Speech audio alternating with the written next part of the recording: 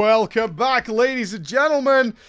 We've got a worm to kill, the Destroyer. I had to put a stop to this corruption. So it was spreading so fast by this point. And certainly, I came up with a number of theories here that either every death causes corruption to surge forward in some way and start taking up more and more space, something like that, because it was really getting out of hand. And there wasn't much I could do about it, especially after expanding my base because I had filled it with NPCs. And I went back to the guide to see if he had any tips. Who pointed out there was a lost woman somewhere on the map who might be able to help me out. So that gave me something to go for, as well as upgrading my armor and checking things out. At the same time, while I was playing, I found that like pumpkins and stuff were spawning. So I figured this is a Halloween event, given the time of year that we're playing through this, and not actually something that came with the hard mode version, or not specifically with hard mode, as it gave some access to like little fun ideas, you know, like little pumpkin monsters and vampires and things running around, although they were very, very tough. But I had a little bit more safety of exploration here. I've been naturally cut off by so many places. So I figured, first of all, let me see about the Destroyer. So I was going to use my Eater of Worlds theory, where I got that boss on farm very quickly by utilizing penetration weapons. In order to cleave through its entire body and extending my arena, because the way I did that with the Eater of Worlds is I made an arena so long that the Eater of Worlds stretched out completely into a straight line, and I could fire an arrow right down its body to cleave through absolutely everything, and it melted the boss. So I figured we'd use the similar strategy here for the Destroyer, despite the fact the Destroyer is significantly larger and significantly longer. So I spent a good portion of the day extending the base, preparing for this encounter, and then trying to upgrade my ranged weapons. I've been such a huge fan of ranger at this point, the bows and arrows, that I was pretty adamant that this was the play to go. I farmed a lot of jester arrows because they have cleave damage on them. I was definitely of the opinion that the like flat DPS of the arrows didn't matter. It was more the utility. Like having them cleave through the whole body was a really good idea. While this was happening, I kept getting attacked by angry clouds. I don't know what they were so angry about, but they were really upset clouds. And these clouds actually dropped me a really nice weapon that summoned water clouds, that just rained water down onto enemies and did significant amounts of damage and actually helped me out a hell of a lot when farming things. So I've been trying during like the off-stream periods to do some fishing. Because there was some potion I got earlier in the game called Inferno Potions. I used it against the Queen Bee. That put a ring of fire around me, which was super helpful on bosses, because if they even got close to you, or they summoned some small adds, the ring of fire actually shredded through them, allowing me to focus on the boss. But I've been unable to get any since. But the recipe says I need fish from lava, and I can't fish lava. Nothing happens when I go down there. So I've been in a real pondering about that, and I think the fishing quest NPC probably gives me something to do that. But for whatever reason, and I'll figure this out eventually, sometimes the quest and where he tells me it comes from just doesn't work. Even though for everything I know it should do. So it says like, hey, this is in a sky lake. So I go to my sky lake and I can fish there. And I've probably done that same quest, or tried to do that same quest like 2 or 3 times. So it's not just unluck, because when the quest works, you get it really quickly. And it just doesn't give it me. So it might say it's on the surface of the tundra in the frozen lands. And I'm getting things like frost daggerfish and things like that, which definitely indicate we're in the frozen biome, or we're on the surface. And the quest fish just does not drop. So it's very frustrating to have that going on.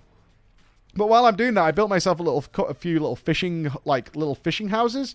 And put these water clouds outside, and any enemies that are trying to get in are just constantly getting killed by them. Adds a significant portion of DPS, and I can't see me not utilizing this weapon as many occasions as possible. But it did come actually to cause me a lot of pain.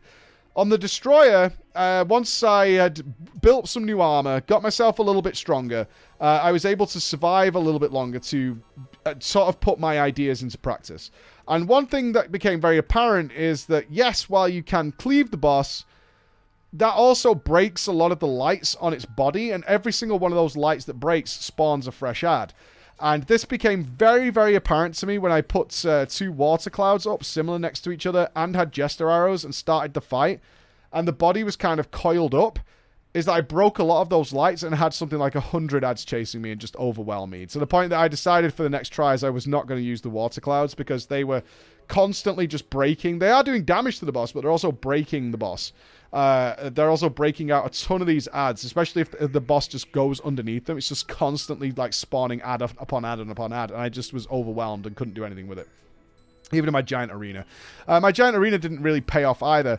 The boss was too fast and was too long, so it never really got into that stage where it was like flat and on my level, which is what I managed to get with the Eater of Worlds, which means I could fire an arrow like straight and true and travel through it all. That didn't pay off either. So I really got stuck here, honestly. The Destroyer annoyed me because all I kept seeing was an Eater of Worlds advancement, but it didn't quite work the same way, and it was just melting me. It was absolutely melting me, and I kept making some positional mistakes, which ended up with, like, once you get stuck in the middle and it circles around you, you're dead. There's nothing you can do. You're absolutely screwed.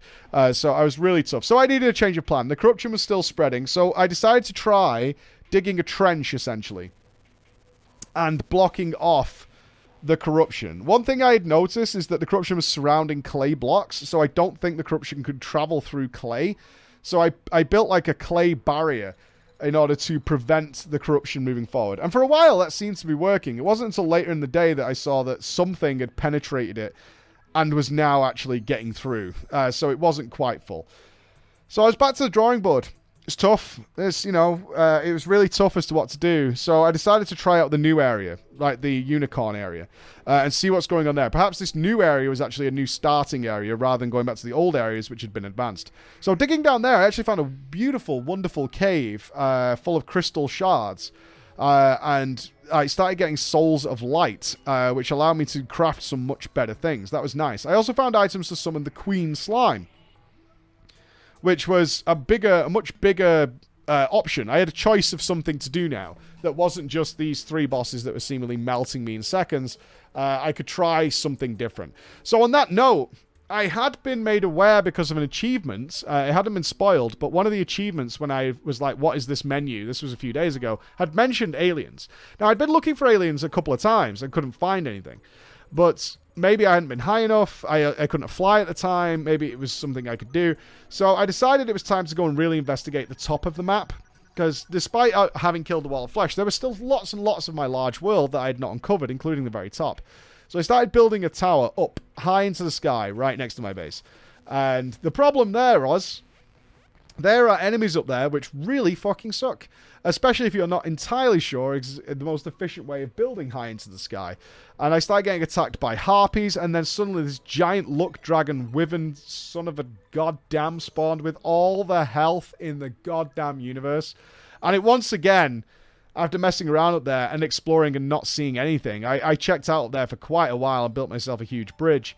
Nothing was there for me, as I kept feeling lost on what to do. So, my next game plan, I think, is to go and try and learn the Queen of Slime, and then hopefully something will present itself to me as to the next logical course of action, because at least for the last 2 days of being in the hard mode, I have just felt stun-locked every direction I go. So, fingers crossed. Stay tuned for the next one.